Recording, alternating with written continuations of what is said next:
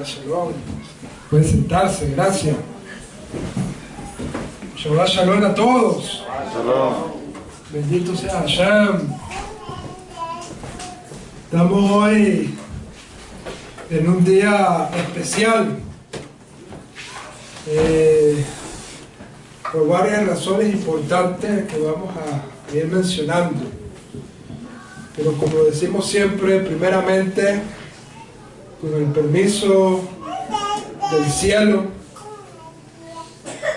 bajo la autoridad de nuestro Adón, Jesús Hamashiach, de su Espíritu, esté con nosotros, bajo la autoridad de Rabbi Dan, que la paz sea sobre él y su familia. El permiso de Rosh, Moré, Roberto y de todos los hermanos acá. Vamos a hablar un poquito de esta parashá del día de hoy. La última porción, o las últimas dos porciones del libro de Bamidbar, del Sefer Bamidbar. Y esa es una de las razones por las cuales es un día especial, ¿okay? Porque estamos terminando el cuarto libro de la Torá, ya para iniciar la próxima semana, Bezrat Hashem, el quinto libro, el libro de Devarim, ¿okay? Así que, como es costumbre en la casa de Israel, nos decimos unos a los otros: Hazak, Hazak, Beni Hashem. Hazak, Hazak, Beni Hashem. Esfuérzate, esfuérzate y seamos fortalecidos. Baruch Hashem. Además de eso, hemos comenzado un nuevo mes en el calendario hebreo. El día jueves no tuvimos estudio como acostumbramos tenerlo, sino que nos sumergimos en la celebración del Hodesh, del Rosh Hodesh, de la cabeza del mes que estaba iniciando, ¿okay? Y este es un mes, vamos a decir de alguna manera, un mes importante, un mes especial. El mismo nombre del mes nos enseña mucho, ¿okay? Nos enseña mucho tan solo el nombre de este mes. Y decíamos que el nombre de este mes es el mes Av. ¿Y qué significa Av? Viene de Abba, papá, padre, ¿okay? ¿Y qué nos dice la Escritura? Que el padre al hijo que ama corrige, disciplina. Y por lo tanto, este mes, conocido como el quinto mes del calendario bíblico, ¿okay? Es conocido como el mes de Av, el mes de corrección, el mes de disciplina, ¿okay? El mes de disciplina. Hay un detalle ahí en la parashá de hoy que en un ratico lo vamos a nombrar, pero que tiene que ver mucho con este mes, ¿okay? Un detalle que no conocía, pero leyendo la parashá y leyendo los comentarios me di cuenta de eso, y lo vamos a compartir con la ayuda del Creador. ¿Está conmigo? Bueno, esas son razones fundamentales para entender que estamos en un tiempo especial, ¿okay? Un tiempo especial para todos nosotros. Hoy estamos estudiando dos porciones. Eso en hebreo se conoce como Mehubarot, ¿okay? ¿Qué cosa es un Mehubarot? Cuando dos parashas se leen en un mismo Shabbat, ¿okay? Hoy estamos en un Mehubarot. Tenemos dos porciones de la Torá que se leen este Shabbat. Una es conocida como la parashá Matot y la otra es la parashá Masei, ¿okay? Y además de esto, además de todo esto, que primero que estamos terminando el libro, segundo que hemos iniciado recientemente un mes, tercero que estamos leyendo dos parashas juntas, cuarto, nos estamos acoplando con Israel. Porque a partir de la festividad de Pesach, el ciclo de estudio que veníamos trayendo vamos a decir esta palabra, se desajustó con Pesach, con Israel y la diáspora. Y por lo tanto, en Israel se llevaba a cabo una lectura más que en la diáspora. Eso quiere decir que mientras que nosotros la semana pasada leímos la parashá Pinjas, en Israel estaban leyendo Matot. ¿Ok? Pero hoy en Israel se está leyendo la parashá Masei. Y nosotros estamos leyendo Matot Masei. Y entonces con esa manera los emparejamos y el próximo Shabbat todos, tanto la diáspora como Israel, nos unimos en una misma lectura. ¿Ok? La razón por la cual este desajuste, por decirlo de alguna manera, la razón por la cual este desajuste se dio, porque en la diáspora la festividad de Pesach tiene un día adicional. Y ese día adicional cayó Shabbat. Mientras que en Israel el Shabbat era el Shabbat, no tenía nada que ver con Pesach. Porque ya Pesach había terminado el día anterior. Y entonces en Shabbat ellos continuaron, ellos retomaron el ciclo de estudio, mientras que los de la diáspora, por razón del día que se agrega en la diáspora, tuvimos que leer una lectura que tiene que ver con Pesach. ¿Entiendes? Y ahí nos desajustamos. Pero ya hoy, Baruch Hashem, nos estamos uniendo con Israel. ¿Ok? ¿Qué podemos hablar de esta parashá? Vamos a hablar en primer lugar de los nombres de esta parashá. En segundo lugar, de los tópicos que toca esta parashá. Y en tercer lugar, vamos a ver qué Hashem coloca en nuestros corazones para que podamos concentrar nuestra atención en esta parashá. Déjame explicarles algo. Hoy tenemos la parashá número 1 que se llama la parashá Matot, que significa ¿qué cosa? Las tribus. Porque hay tribus. La expresión viene porque Hashem le dijo a Moshe que hablara con los Roshei Hamatot, las cabezas de las tribus. ¿Ok? Los Roshei, las cabezas de las tribus de Israel. Y de ahí, cuando aparece la expresión Roshei Hamatot, entonces de ahí surge el nombre de la parashá Matot, que significa tribu.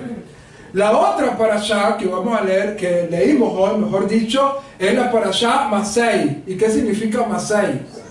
Masei viene de una expresión hebrea que es la expresión linsoa. Ese es el verbo, linsoa. Y linsoa en hebreo se dice, significa viajar. En hebreo, por ejemplo, uno dice, eso lo vamos a estudiar más adelante cuando estemos avanzando en nuestros cursos de hebreo. En hebreo se dice, por ejemplo, Ani roxel linsoa Israel. ¿Qué quiere decir eso? Yo quiero viajar a Israel. Ani roxel linsoa Israel. Entonces la palabra linsoa significa viajar. Y Masei significa, por lo tanto, los viajes, las jornadas. ¿Ok?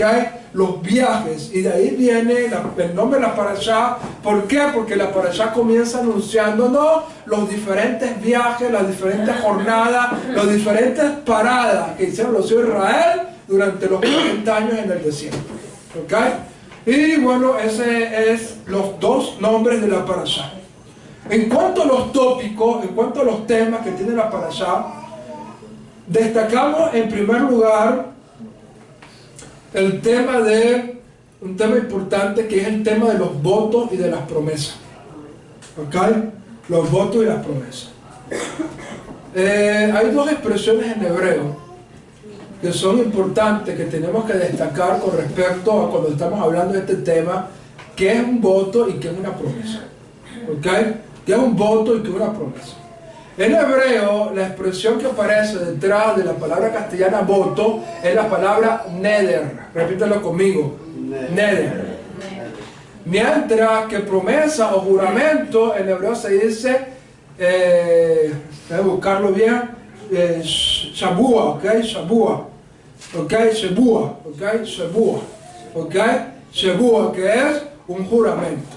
Hay dos cosas. Una cosa es neder y otra cosa es Shabua. Son dos cosas diferentes. ¿Okay?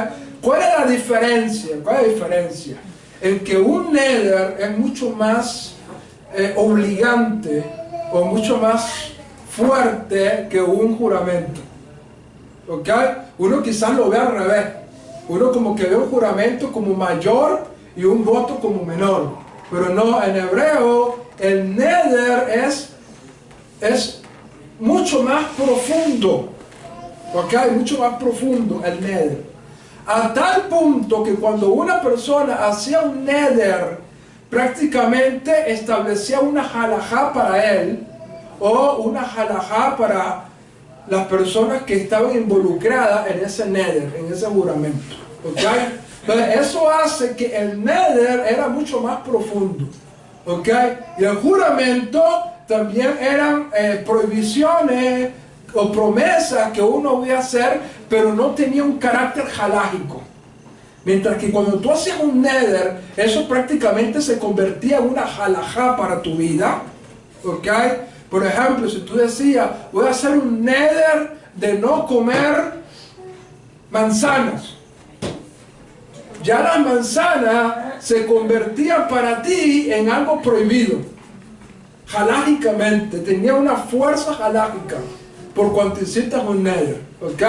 Mientras que cuando hacías un shabua, un juramento, ¿ok?, no se convertía en algo halágico, pero también tenías que cumplir ese juramento que hacías. ¿Va conmigo hasta aquí? Entonces, eso es con lo que comienza la parashá. Por ahí nos comentaba Yohanan, algo importante, que creo que fue Yohanan, que nos decía que muchas veces hemos hecho votos, ¿ok?, hemos hecho promesas y no las hemos cumplido. Bendito sea Hashem, tenemos un recurso extraordinario, ¿ok? Ahora, el hecho de que tengamos ese recurso extraordinario no nos quiere decir que podemos hacer juramentos y bueno, después echamos mano de ese recurso, ¿ok? No, eso no quiere decir eso, pero tenemos ese recurso extraordinario. ¿Cuál es ese recurso? Ese recurso se conoce como Kol Nidre. ¿Qué cosa es el Kol Nidre? El Kol Nidre es una oración que se hace previo a Yom Kippur, ¿ok? Justamente cuando Yom Kippur va a empezar, al atardecer del día Erev de Yom Kippur, cuando ya Yom Kippur va a llegar, hacemos Kol Nidre y decimos todo juramento, todo neder, de ahí viene la palabra nidre de neder, ¿ok? Todo voto que hayamos hecho sea anulado, por decirlo de alguna manera, ¿ok?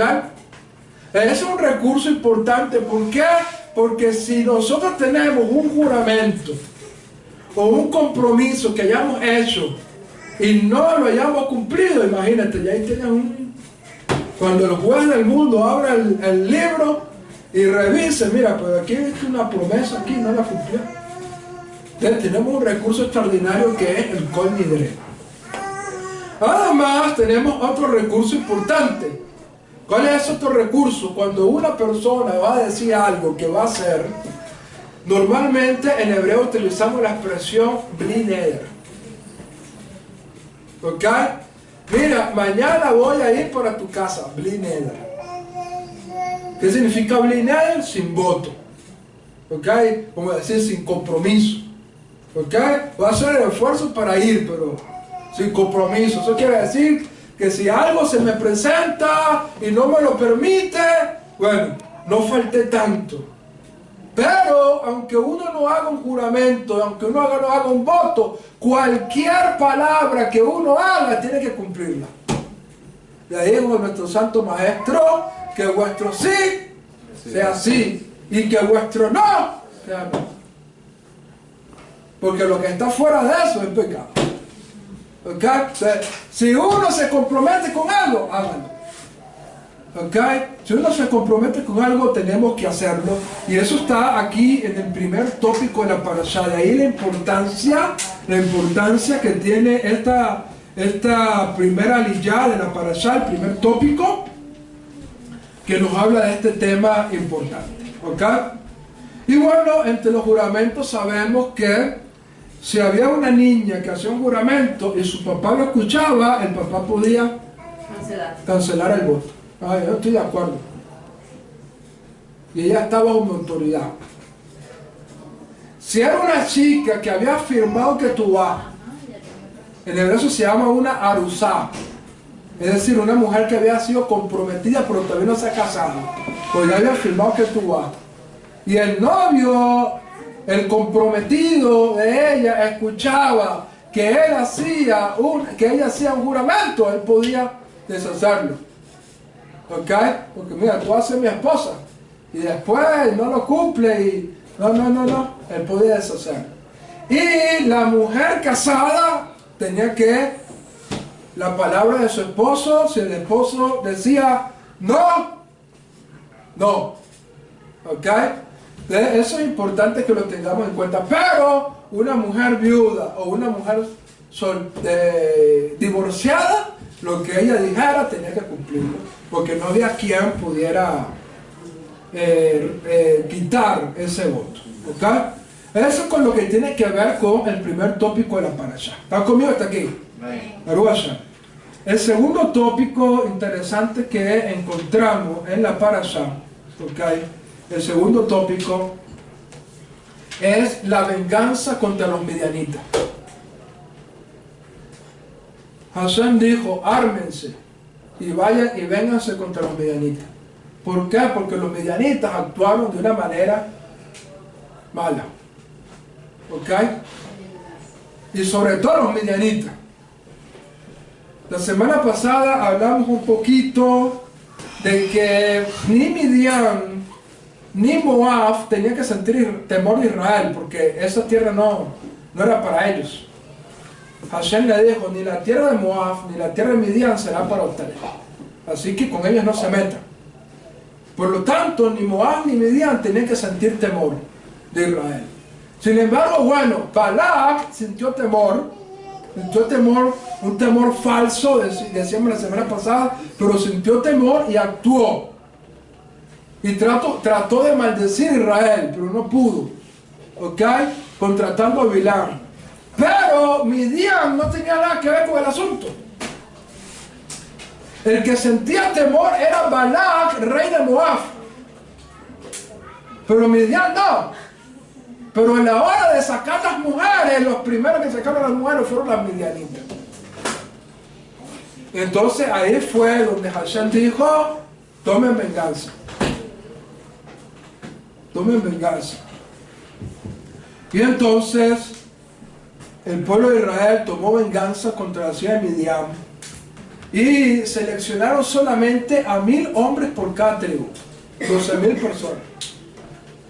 Ahora, las dotes que consiguieron para buscar quiénes eran los hombres capaces de enfrentar esa guerra no eran dotes físicas.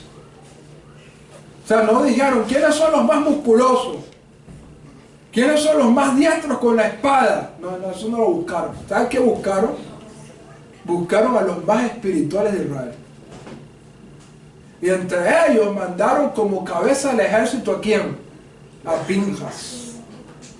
A Pinjas. ¿Quién era Pinjas? El Cohen que actuó con celo y se volvió un sadik, Gamur, que alcanzó un nivel espiritual extraordinario. ¿Ok? Baruch atah Adonai Eloheinu melech haolam she'akol nהיה baro.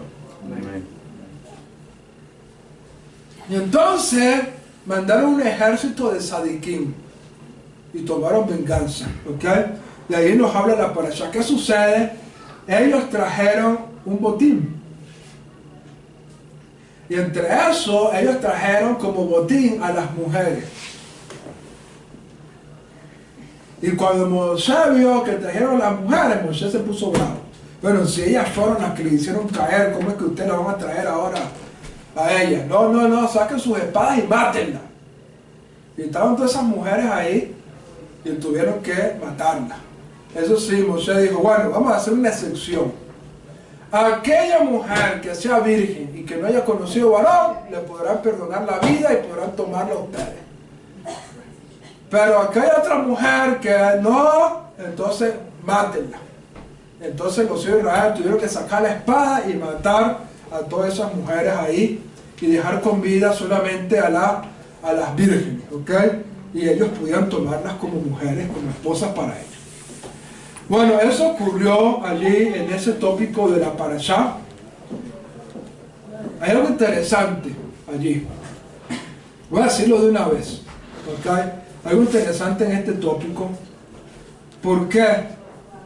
Vamos a leer acá un momento.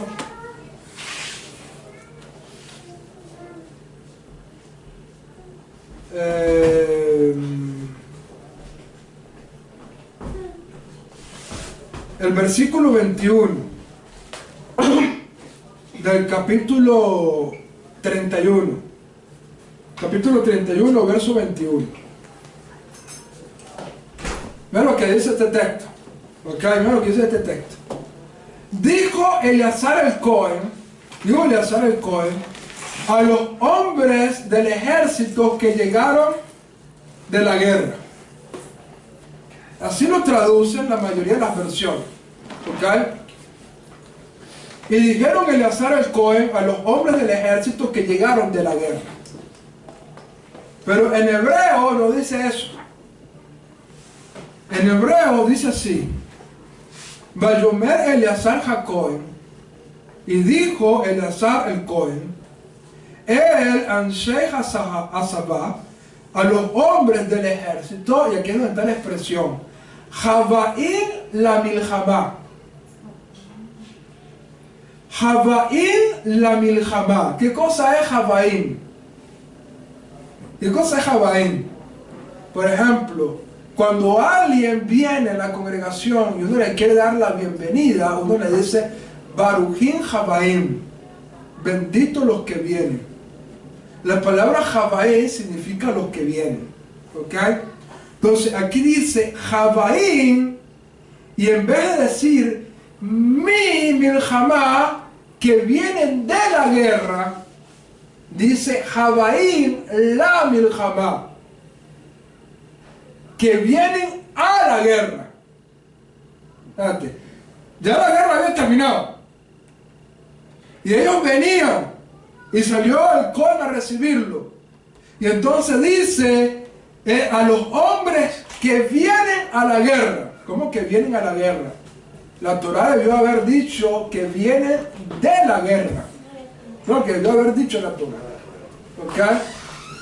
Pero la Torá dice que vienen a la guerra para darnos una enseñanza importante a todos nosotros. ¿Cuál es la enseñanza importante que todos nosotros tenemos que recibir? Hay una guerra perenne. Hay una guerra perenne que nunca acaba. Y esa es la guerra contra la mala inclinación, contra el Yetzer Hará. Y por lo tanto, uno siempre tiene que estar alerta. Alerta. ¿Ok? De hecho, los que quieran profundizar un poquito de este tema, tengo un video de hace unos años atrás que lo titulé precisamente Estado de Guerra. ¿Ok? Estado de guerra. ¿Por qué? Porque uno tiene que estar alerta de que siempre está en una guerra. Una guerra. Cuando una persona está tranquila y desprevenida, es fácil de atacar. Pero cuando una persona está, mira, estamos en alerta de guerra, mira, cualquier cosa, está ahí pendiente, cualquier cosita, está uno pendiente para reaccionar y contraatacar rápidamente. ¿Ok? Entonces, uno tiene que estar en ese estado de guerra. ¿Ok? Y dice, Javaín la Milhamá, vienen a la guerra. Es decir, usted no piense que porque ya pelearon allá, la guerra terminó. No, ustedes están en una guerra continua. Así que prepárense en esa guerra. Uno de los tópicos interesantes que nos habla la Parashá en el día de hoy. Bueno, luego nos habla de la repartición del botín, ¿ok?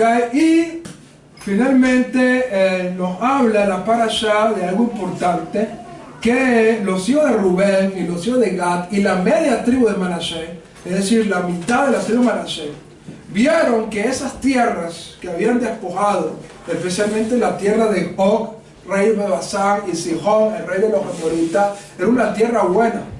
Y dijeron, mira, tenemos ganado, tenemos mucho ganado, vamos a tomar posesión de esta tierra. Y fueron y hablaron con Moshe. Mira, Moshe, aquella tierra que está allá está buena, y nosotros queremos tomar esa tierra para nosotros, permítanos tomarla. Y entonces Moshe empezó y se molestó. ¿Cómo ustedes van a hacer como aquellos hombres que desanimaron a los hijos de Israel, como los espías, etcétera, etcétera? Y Moshe se descargó ahí contra ellos. Y cuando Moshe terminó su discurso, entonces los hombres dijeron, no, Moshe, pero nosotros estamos dispuestos a ir a la guerra con los demás hermanos.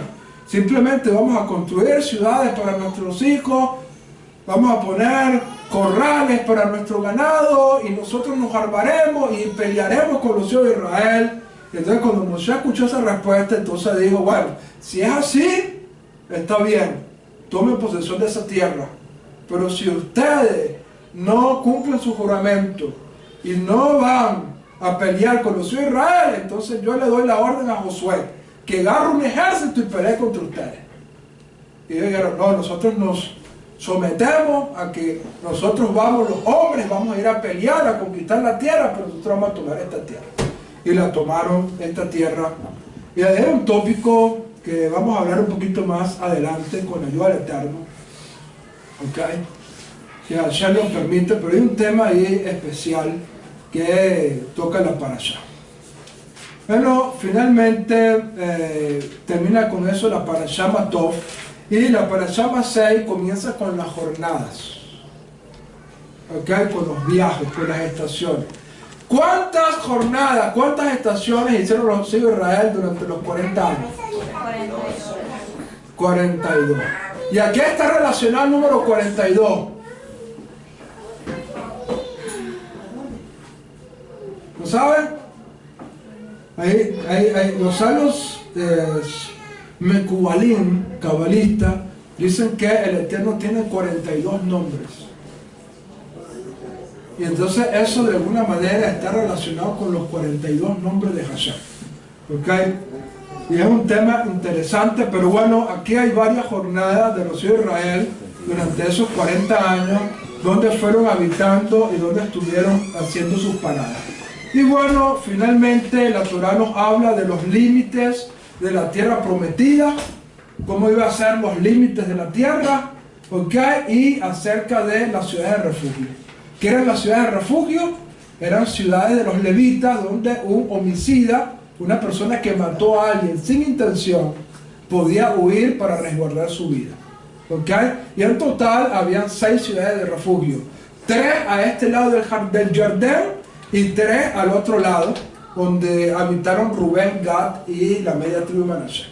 En total 6 ciudades de refugio que tenían, y bueno, de eso nos habla la parashá, y prácticamente esos son los tópicos que aparecen en la parashá.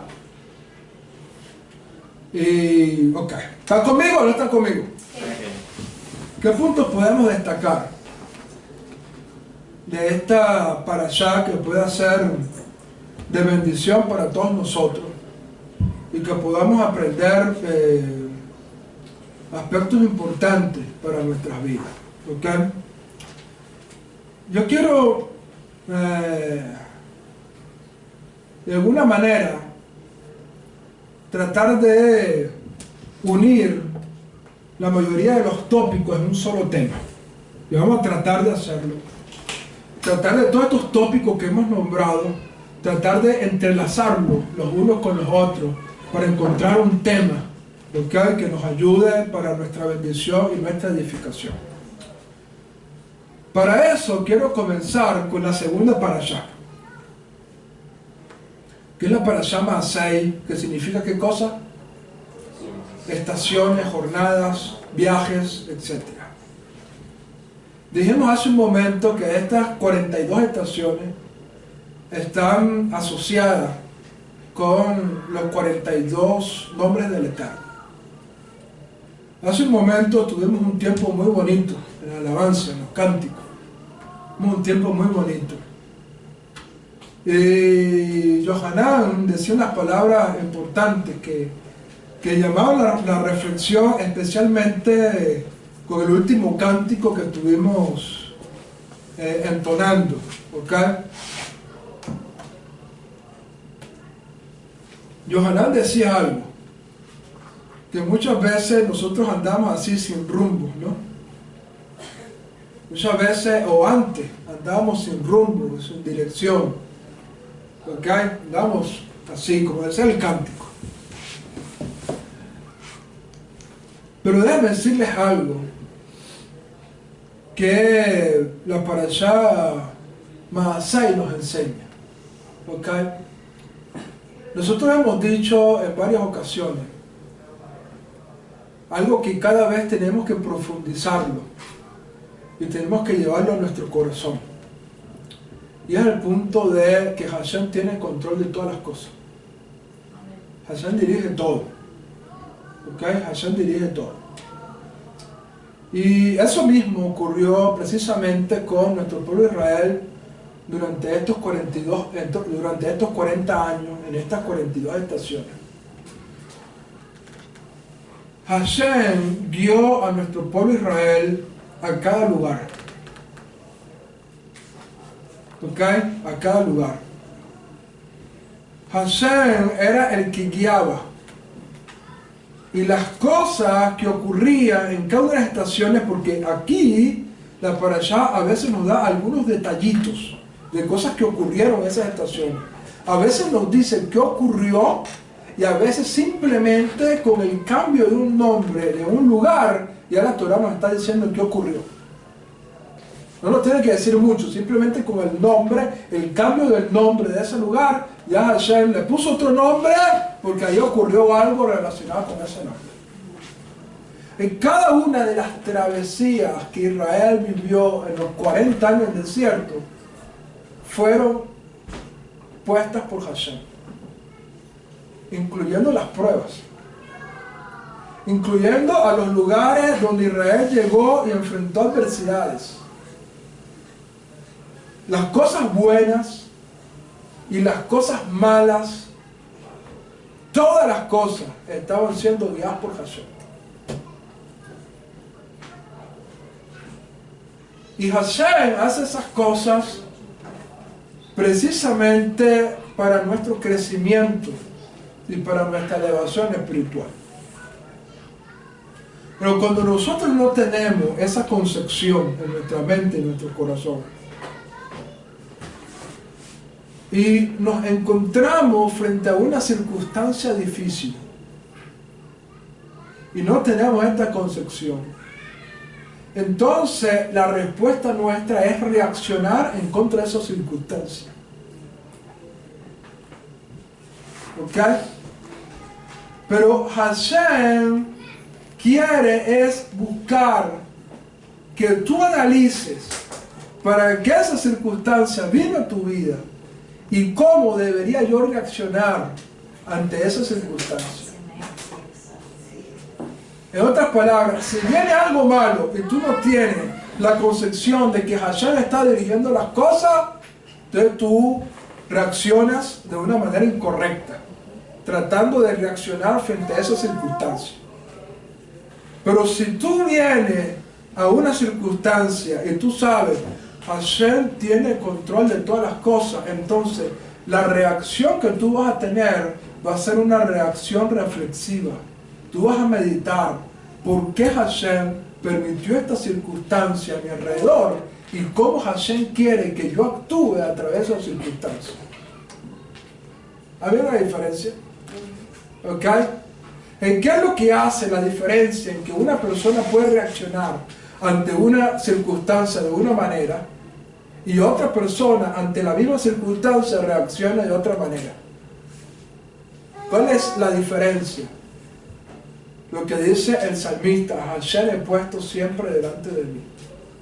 Si tú tienes a Hashem puesto delante de ti y entiendes que todo es dirigido por Hashem, como dijo el profeta Isaías, yo soy Hashem, el que creo la luz y las tinieblas, el que hace la paz y creo la adversidad, yo soy Hashem, no hay otro.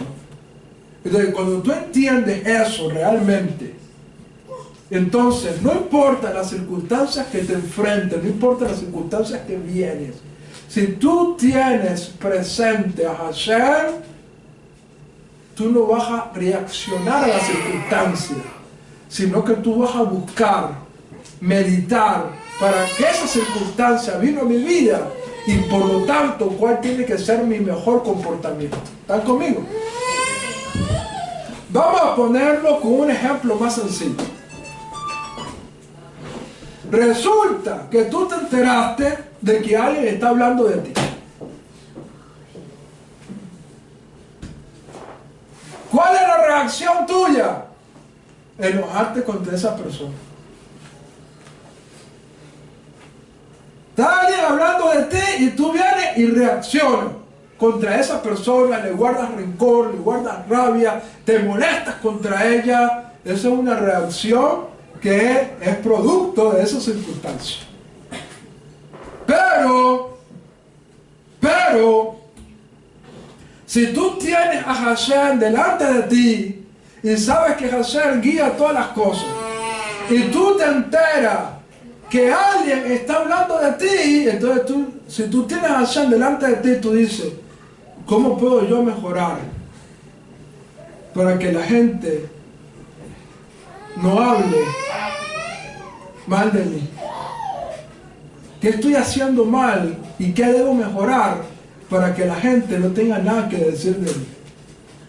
Entonces, en vez de enojarte con la persona, busca qué cosa. A través de la circunstancia, buscar la manera cómo mejorar, cómo cambiar. ¿Y eso qué lo hace? Tener a Hashem presente delante de ti. ¿Estás conmigo o no estás conmigo? Ahora, no es fácil. No es fácil. Ver a Hashem en la adversidad no es fácil. Ver a Hashem en lo bueno es un poquito más fácil, pero a veces no es fácil. Porque a veces cuando estamos en el bienestar, estamos en lo bueno, ganando cosas buenas, entonces no vemos a Hashem, nos enfatizamos solamente en las cosas buenas y no le damos gracias a Hashem por lo que vino. ¿Okay? Pero un poquito más fácil. Pero ver a Hashem en las adversidades es difícil. Pero eso es lo que te va a hacer a ti el crecimiento. Si tú ves a Hashem, tú vas a ver la adversidad que viene a tu vida como ¿qué? Como algo para mejorar, como algo reflexivo. Esto vino a mí para transformar algo. Pero si no veo a Hashem en la circunstancia, entonces lo que va a florecer en mí, ¿qué cosa es? Mi naturaleza, mi mala inclinación, mi cosa. ¿Ok? Y Hashem nos puso allí. Por ejemplo, Hashem puso a Israel en circunstancias donde no había agua. ¿Entiendes? ¿Y qué sucedió? Ellos no vieron a Hashem, aunque ellos lo percibían mejor. Había una nube con ellos, pero no lo vieron. ¿Y qué hicieron? Vieron las circunstancias y se quejaron. ¡No hay agua! Pero Hashem no quería eso. Hashem nos quiso traer a esa circunstancia para que ellos tuviesen fe y a lo mejor no dijera ¡no hay agua! Dijera Hashem, bendito es tu nombre. Sé que tú vas a hacer algo grande y tú nos vas a proveer como siempre nos has provisto. Si tú abriste el mar para nosotros, sacarás también agua de algún lugar. ¿Entiendes? Por la fe. Entonces, Hashem puso a Israel en circunstancias. Pero tener a Hashem presente en esas circunstancias es lo que nos va a cambiar. ¿Está conmigo? Baruch Hashem. Esto es sumamente importante que nosotros podamos analizarlo. Fíjate qué tan importante es esto. Estaba compartiéndole hace rato una historia a la hermana Alba, creo que estaba aquí en Yohanan, aquí o Himmel, ¿no? A Alba y al hermano Himmel les estaba compartiendo una historia que quiero compartírsela con todos ustedes. Había un judío que vivía en Jerusalén, Ir Jacob, la ciudad santa.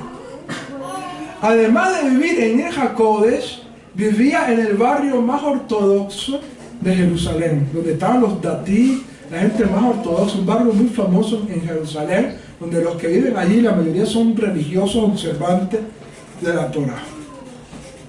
Pero esta persona no era observante. Vivía entre los ortodoxos, pero no era observante. El caso sucede, esta persona era criticada por todos. Bueno, criticada no. La gente le decía, mira, hazte Shubá, vuélvete a Hashem. Y él estaba cansado de ese sermoncito ya. Un día el hombre decidió tomar unas vacaciones. Luego va a salir de vacaciones. Y cuando salió de vacaciones, el hombre le dijo al de la agencia de viaje, mira, consígueme un lugar donde yo pueda disfrutar y esto.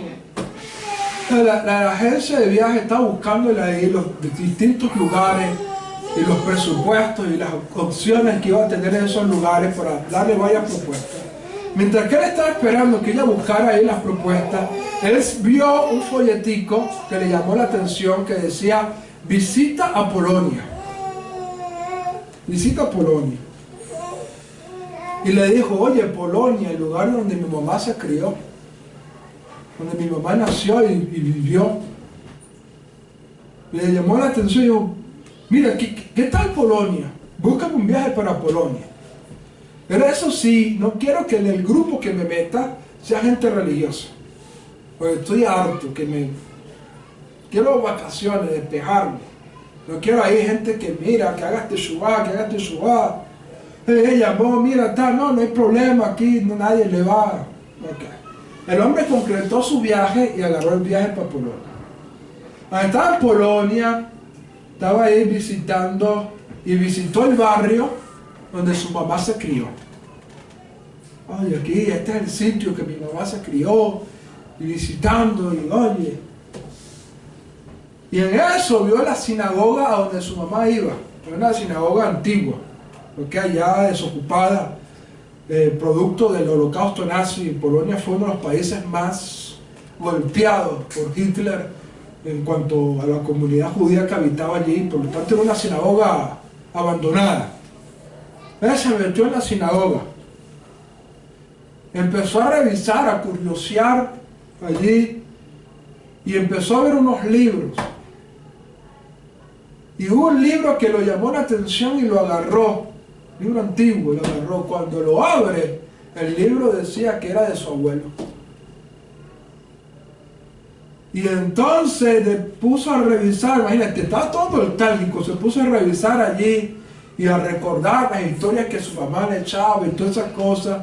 Abrió así la página del libro y había unas hojitas del Arabá, del Hadash, de Sukkot, metidas allí. Y cuando el hombre vio eso y empezó todo eso, la fiesta de Sukkot venirle a la mente, las historias de la mamá, los recuerdos del abuelo, todo eso vino a su mente y el hombre ya estaba ahí llorando, haciendo teshuvá, pidiéndole a Hashem perdón, queriendo hacer teshuvá. Y el hombre hizo teshuvá, comenzó a vivir la Torah. Después el hombre se puso a analizar. ¿Quién me dijo a mí que fuera a Polonia? ¿Cómo que este folleto apareció así? ¿Cómo me empeñé yo a ir al pueblito de mi mamá y entrar a la sinagoga? ¿Y qué despertó en mí el revisar los libros y encontrar un libro que me llama la atención y ver que era un libro de mi abuelo y ver todas estas cosas? Solamente es Hashem. Solamente es Hashem. ¿Y qué quiero decir con esto? Hashem dirige todas las cosas. Hashem dirige todas las cosas, y Hashem dirige todas las cosas precisamente para nuestro bien, para que nosotros tengamos un momento de iluminación espiritual y podamos volvernos a Él. Por lo tanto, en cada circunstancia, en cada cosa que viene, tenemos que buscar a Hashem. ¿Okay? Unas lecciones importantes que nos enseña la parashá. ¿Okay? Ahora bien, como dije anteriormente, quiero tratar de ligar un poquito todo lo que está contenido en esta parashá para tratar de sacar algo de bendición para todos nosotros.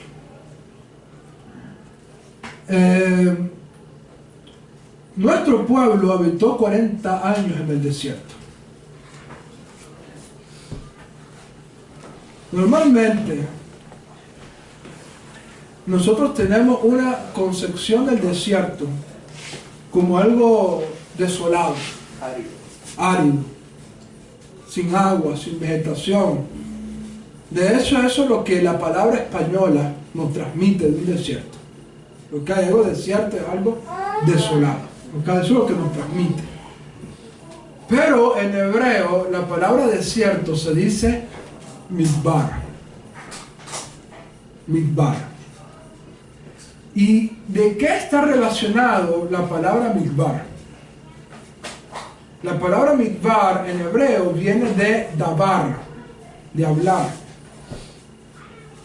En otras palabras, un desierto, aunque es un lugar sólido, árido, y sabemos que todas estas cosas están en un desierto, el propósito de un desierto es hablar a nuestras vidas. Hablar a nuestras vidas. Hashem llevó a nuestro pueblo al desierto, ¿para qué? Para hablar con Israel. ¿Por qué? Porque la raíz, el shoresh de la palabra desierto tiene que ver con hablar. ¿Ok? Hablar. Ahora, la palabra dabar, y esto es algo que estaba precisamente escuchando hace un rato de Rabbi Dan, la clase que estaba dando hoy, el de la Parashá. Les recomiendo a ustedes que la busquen, la escuchen. La palabra dabar no solamente significa palabra. La palabra dabar también significa asunto. También significa proyecto. Dabar significa plan.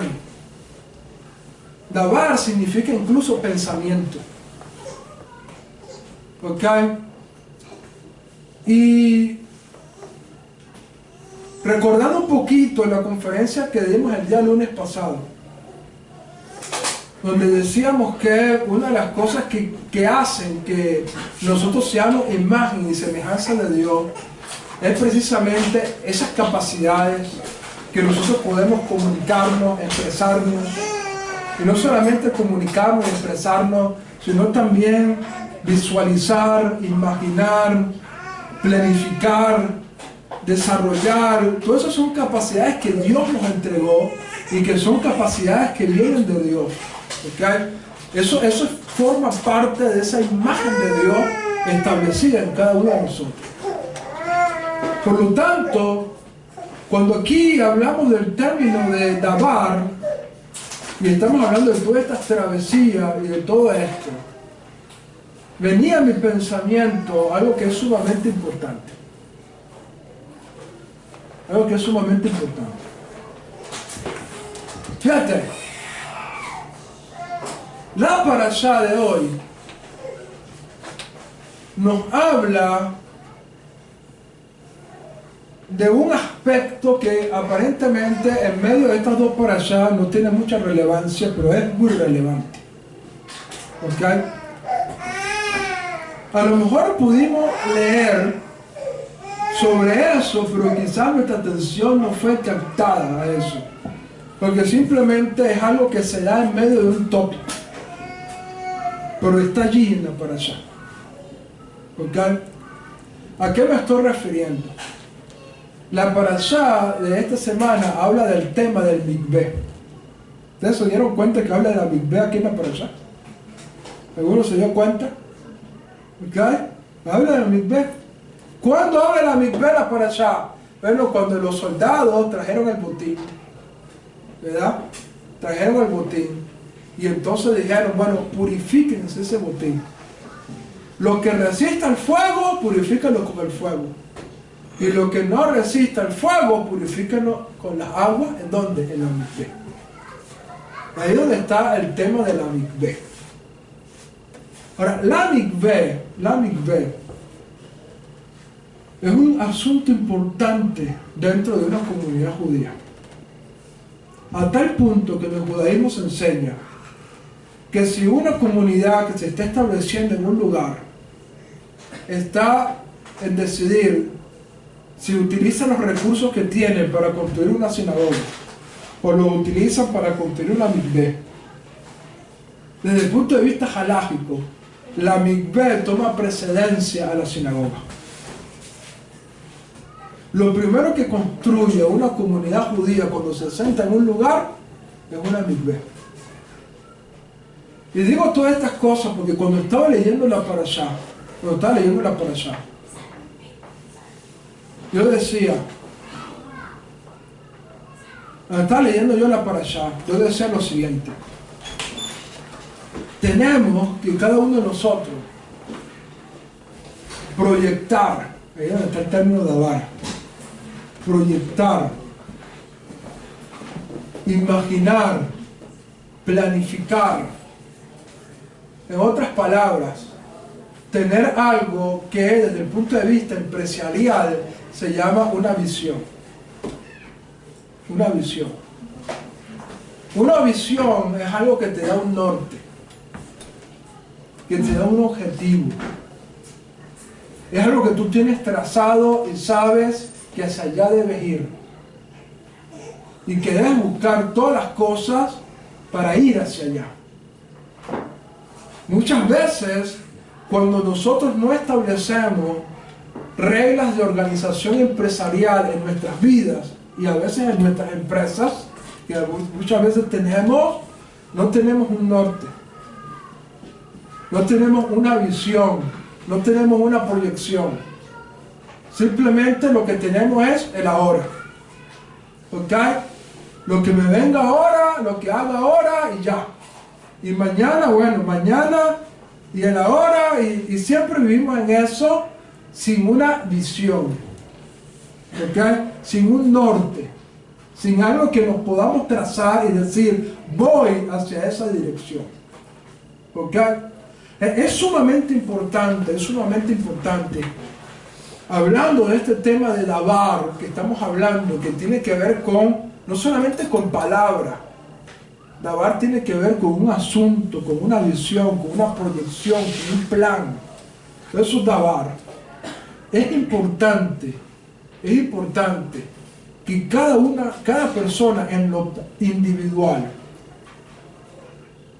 cada grupo en lo colectivo, siempre tenga trazada una visión que orienta su vida hacia ese objetivo. El no tener una visión clara hacia dónde quiero ir, hacia dónde quiero proyectarme, me hace andar precisamente como decíamos en el cántico, andar sin rumbo, andar sin dirección. Hago esto ahorita, hago esto aquello, pero no tengo un rumbo, no tengo una dirección, simplemente hago lo que se presente. Pero cuando una persona tiene un norte definido, tiene una visión, hacia allá quiero ir, hacia allá quiero dirigirme, entonces esa persona va a utilizar todas las cosas para dirigirla hacia ese objetivo que quiere llegar.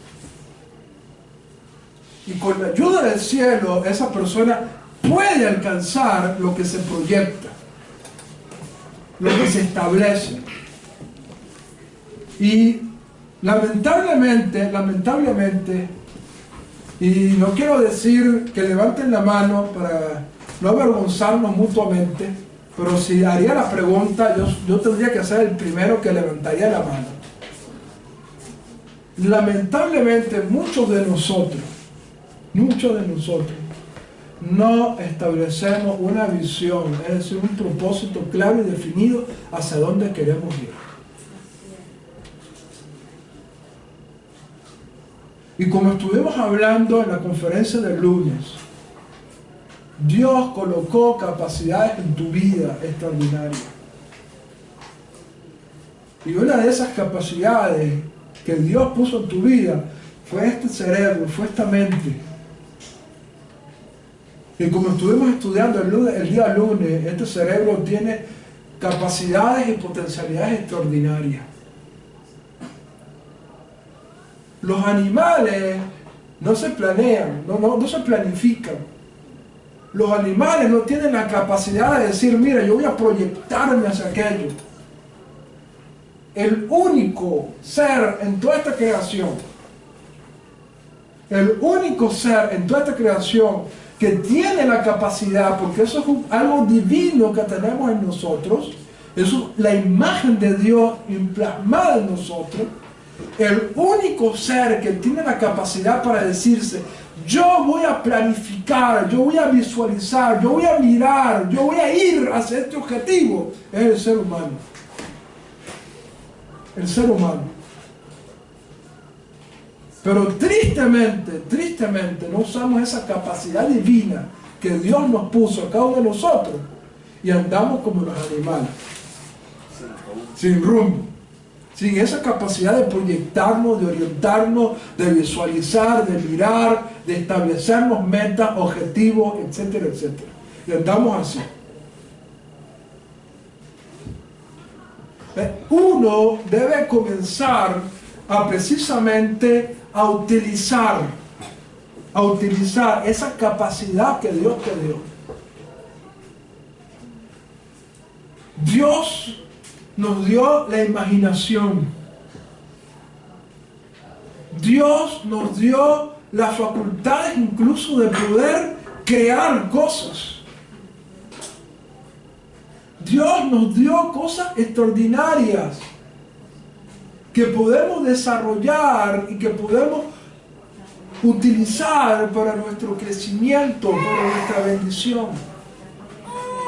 Y una de esas cualidades y aspectos que Dios nos colocó es esa capacidad extraordinaria de poder proyectarte e imaginar. ¿Cuántos de nosotros tenemos una visión clara? ¿Cuántos de nosotros tenemos un objetivo claro? Hacia allá quiero ir. Hasta que tú no te proyectes una meta, hasta que tú no te proyectes una visión, tú nunca vas a alcanzar logros importantes en tu vida. Nunca vas a poder alcanzar logros importantes en tu vida por una simple razón: no tienes un norte. No tienes un norte.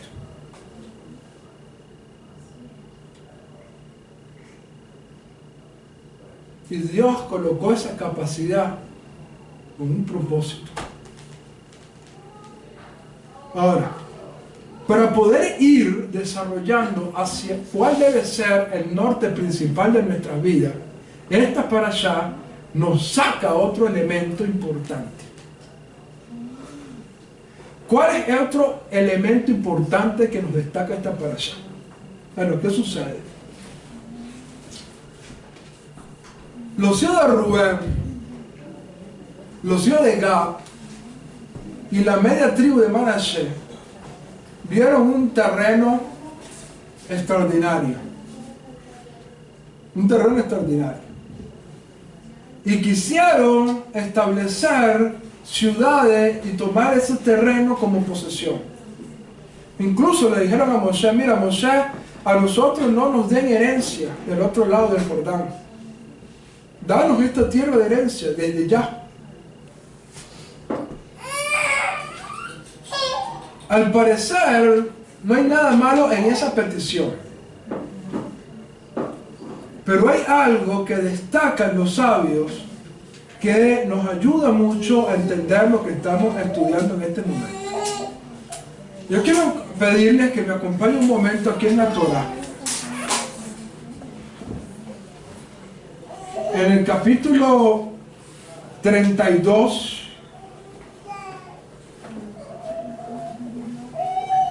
del libro de Números,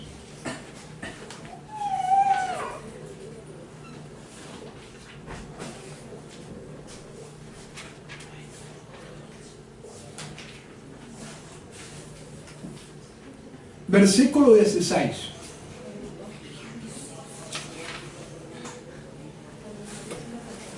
Bamidbar, capítulo 32, versículo 16. Vean lo que es ahí. Y se acercaron a él y le dijeron: corrales para el rebaño nos haremos, para nuestros animales, y ciudades para nuestros hijos, etcétera, etcétera, etcétera. Ahora, comparemos ese texto con el versículo 24. ¿Ok? Ve lo que dice el versículo 16 y ve lo que dice ahora el versículo 24. En el versículo 24 encontramos a Moshe respondiéndole a ellos. Y Moshe les dice: edifiquen ciudades para sus hijos y corrales para sus rebaños, etcétera, etcétera, etcétera. ¿Cuál es la diferencia? ¿Ves la diferencia? que los hijos de Rubén, los hijos de Gad y los hijos de Manasés colocaron primero qué cosa, los animales, es decir, no ven los animales, ven lo material. O sea, el ganado en esa oportunidad era tu riqueza. ¿Ok? ¿En qué se preocuparon ellos primero? Ellos dijeron, haremos corrales para nuestro ganado. ¿Cuál era lo primordial en ello? La riqueza. Y en segundo lugar estaba ¿qué cosa? Y haremos ciudades para nuestros hijos.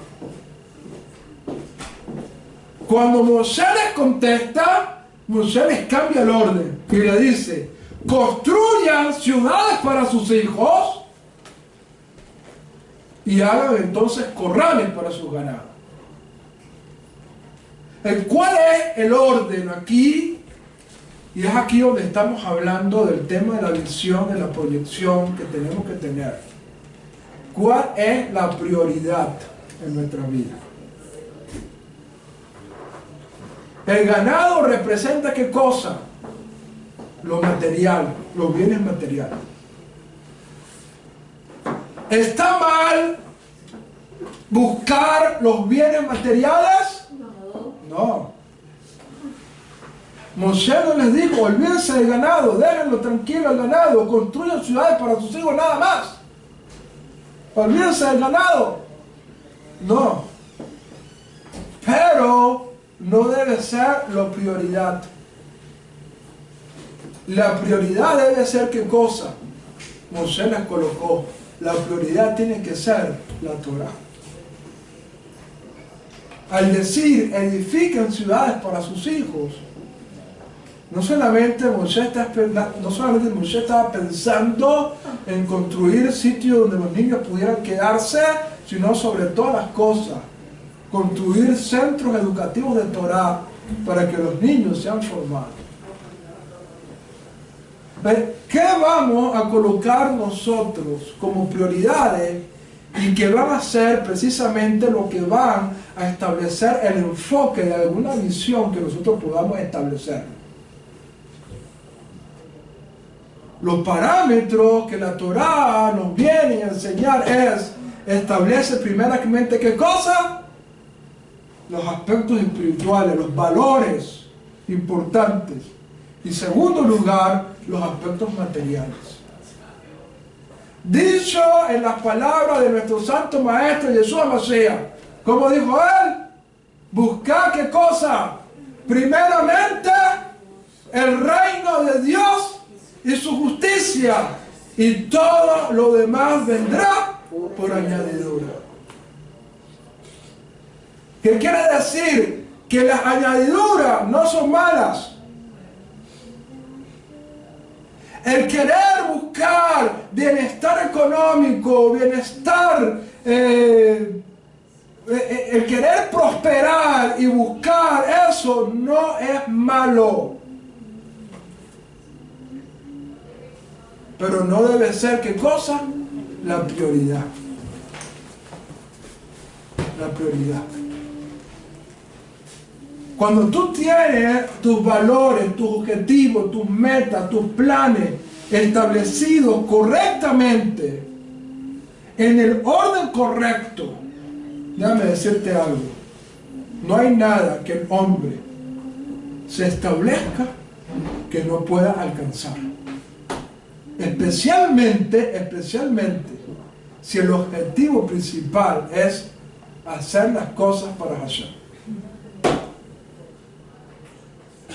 Porque déjame decirte una cosa, tener a Hashem como socio es la mejor garantía que hay. Es como que si uno tuviese la oportunidad de hacer un negocio y tener de socio de ese negocio a Donald Trump.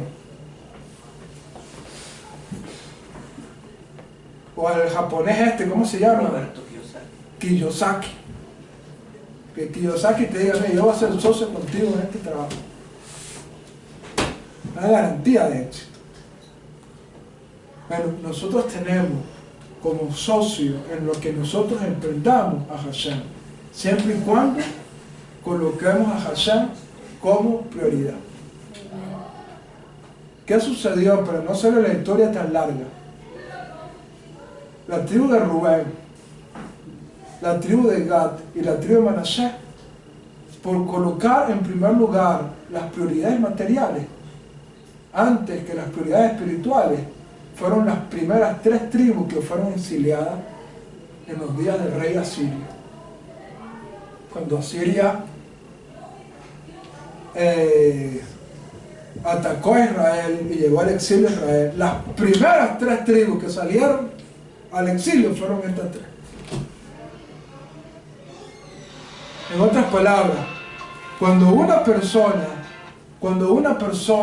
no coloca a Dios en primer lugar en sus vidas, en sus planes, en sus objetivos, en sus metas, en sus visiones, está yendo al fracaso.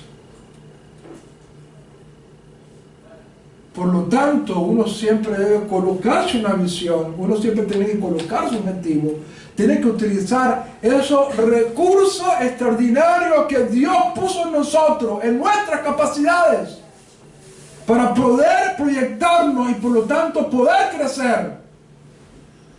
Pero sobre todas las cosas, utilizar eso para poner a Dios en primer lugar en nuestras vidas. Y eso tendrá entonces un éxito garantizado.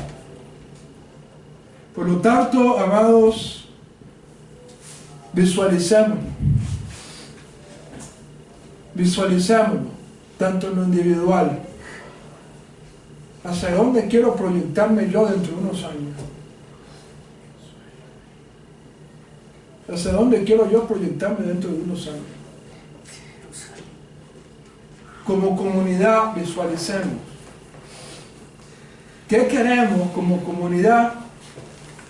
Que esta comunidad alcance. ¿Cuál es nuestra visión? ¿Cuál es nuestro sueño? ¿Cuáles son nuestras metas? ¿Cuáles son nuestros objetivos? Establezcamos estos asuntos claramente en nuestras vidas y proyectémonos hacia eso. Y si así lo hacemos, Hashem estará con nosotros y todo nos saldrá bien. ¿Está conmigo? Amén. Que Hashem nos bendiga, que su Torah esté en nuestras mentes, en nuestros corazones, y permita Hashem que cada uno de nosotros podamos utilizar estas facultades y estas capacidades extraordinarias que Dios ha puesto en nosotros. Recuerden algo importantísimo. Lo que Dios te dio, Dios te pedirá cuentas por eso. Si Dios te dio un cerebro para que tú puedas alcanzar cosas grandiosas y no lo usaste por flojera, yo te voy a decir, ¿por qué tú no usaste esas capacidades que Dios te dio? Si Hashem te dio fuerza para hacer algo y tú no lo hiciste, Hashem te va a decir, todo lo que Hashem nos dio, de todo ello daremos cuenta delante de Hashem. Permita que el día cuando estemos delante del trono de gloria y tengamos que rendir cuenta delante de Dios, digámosle a Hashem, Hashem, todos mis recursos, mis capacidades, mis potencialidades, mis recursos económicos, todo lo que tú me diste, lo usé y especialmente lo usé ¿para qué? Para tu gloria, para tu reino. Que Hashem nos bendiga y nos guarde a cada uno de nosotros. Shalom, Shalom. Shalom. Shalom.